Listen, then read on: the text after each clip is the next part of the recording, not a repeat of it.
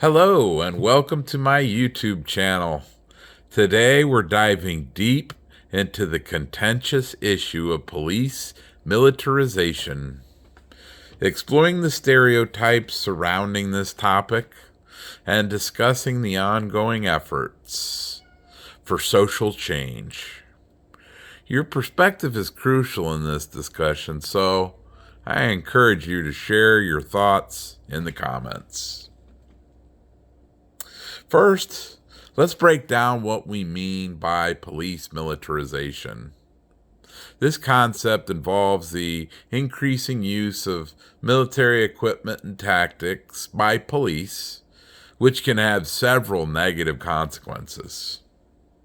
Firstly, it can create a sense of alienation and distrust between law enforcement and the communities they serve, leading to communication and cooperation issues. Secondly, it can escalate community tensions and increase the likelihood of confrontations and violent outcomes. Thirdly, it can send a message of aggression and intimidation to community members, and particularly those in marginalized or minority communities, creating a sense of fear and insecurity. Finally, it can shift the focus of law enforcement agencies away from community policing and crime prevention strategies towards more of a militaristic and aggressive approach, potentially affecting the overall effectiveness of policing in addressing crime and violence. The above reasons are important to me as they align with my perspective of the world and the potential for change as a catalyst for good things. So when analyzing police militarization, researchers do face ethical dilemmas concerning the use of force, civil liberties, community trust, and accountability. Balancing these considerations is crucial for a fair and unbiased analysis. One ethical challenge is the potential erosion of trust between law enforcement and communities due to the perception of excessive militarization. The use of military equipment during peaceful protest, for example, can escalate tensions and violate the rights of individuals. Another concern is the impact of militarization on civil liberties and individual rights.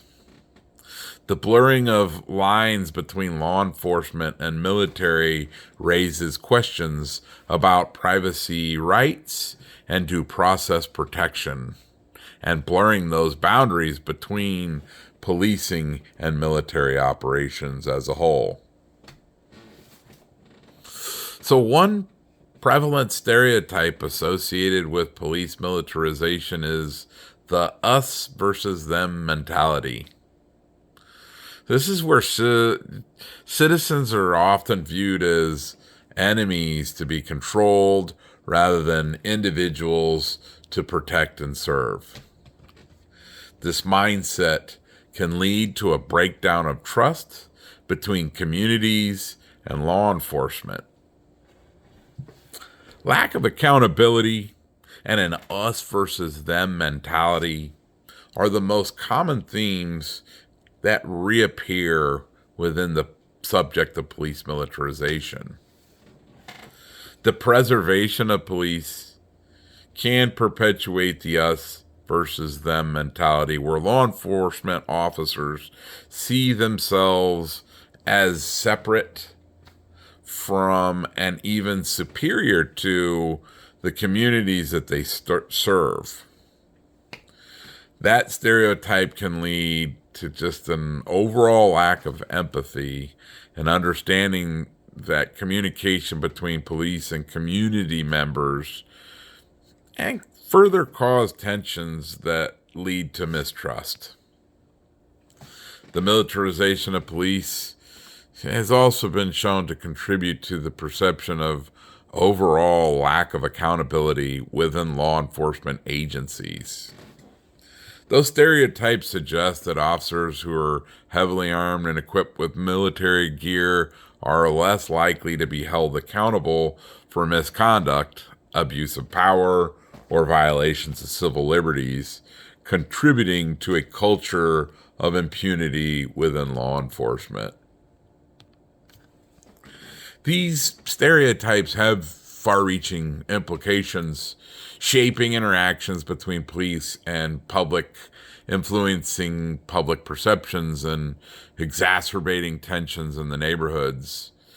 They underscore the urgent need for change in how law enforcement approaches their role in society.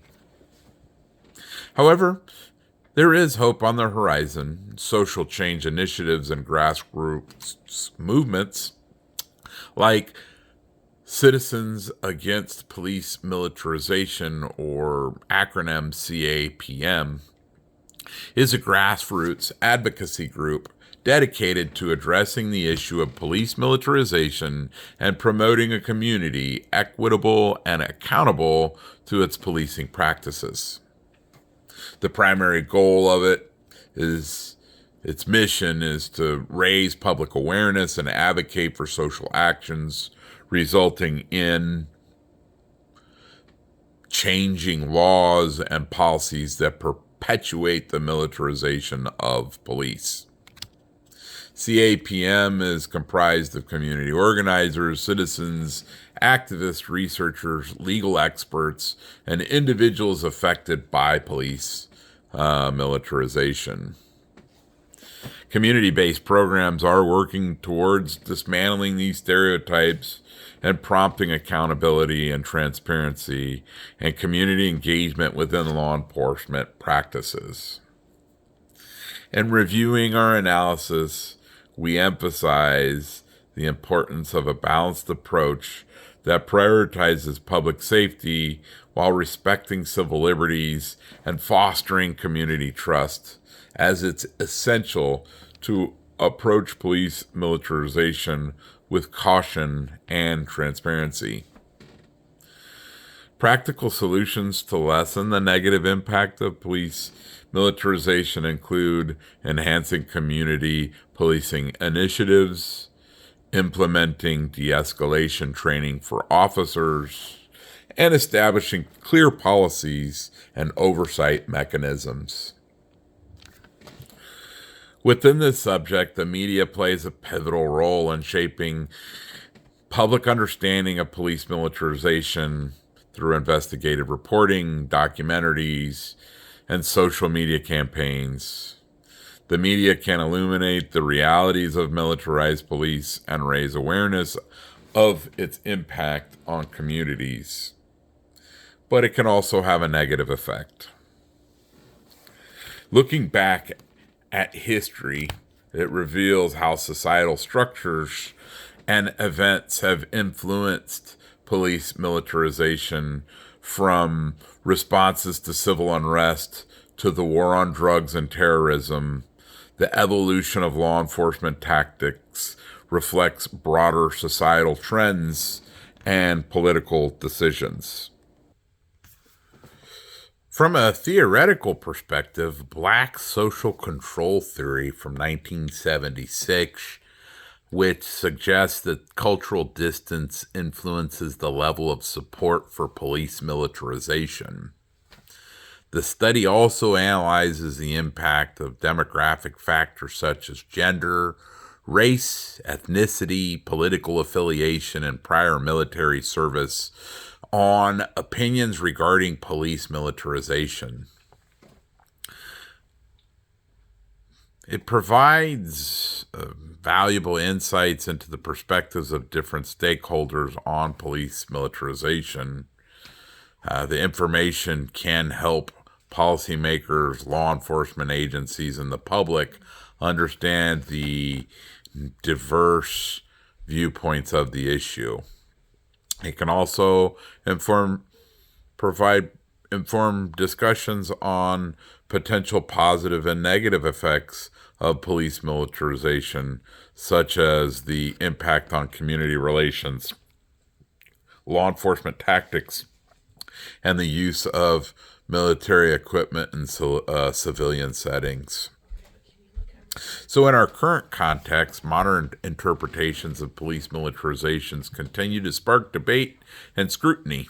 Discussions around racial bias, civil rights violations, and the use of military equipment in civilian settings highlight the need for meaningful reforms and systemic change.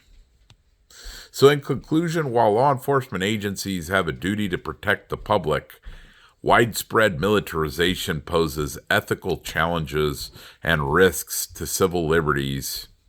Striking a balance between security needs and individual rights is crucial, with the focus on community engagement, de-escalation techniques, and transparency. So, as we conclude, the militarization of police forces has led to negative consequences and eroded the principles of community policing, resulting in escalating conflicts and tensions. It has contributed to a culture of violence and a lack of accountability for misconduct. And furthermore, it's created a perception of law enforcement as an occupying force rather than a service-oriented entity, further widening a divide between police and the communities that they're supposed to protect. So remembering that challenging stereotypes and advocating for social change are crucial steps in addressing police militarization. We can work towards a more equitable and just society for all by engaging in meaningful conversations, activisms, and policy reform. Thank you for watching. Stay tuned for more insights and important societal issues.